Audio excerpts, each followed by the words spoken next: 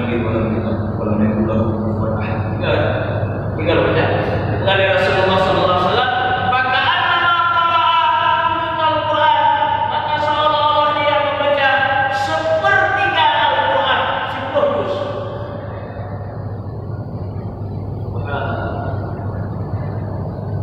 Dia menolong kan kita tahu dia nak guna. Nanti kita dengar yang berubah dunia tanya ya, lagi dibaca Al-Qur'an 10 juz.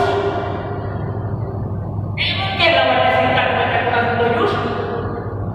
Bulan puasa ada hantar mana? Mesti cukup itu. Enggak ada. Wa ma qara'a surat al-Ikhlas marratan. Sambung oleh Rasulullah hadisnya, siapa yang baca qul huwallahu ahad 2 kali, maka annama qara'a thulutsayil Qur'an.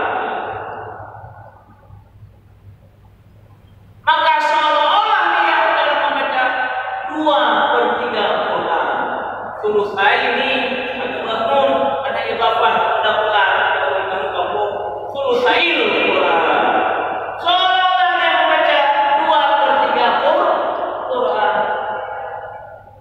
Padahal dia 2/3 Quran 20. Dua gua baca 20.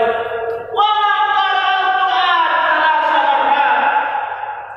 Siapa yang baca Quran 3 kali, maka annama qara'al Qur'an kullah. Seolah dia membaca Quran seluruhnya.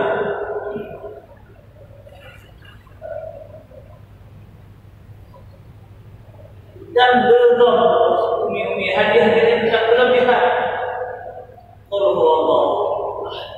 Oleh karenanya jika istiqamahkan diri kita dalam tarikat yang mulia, dalam jalan yang mulia,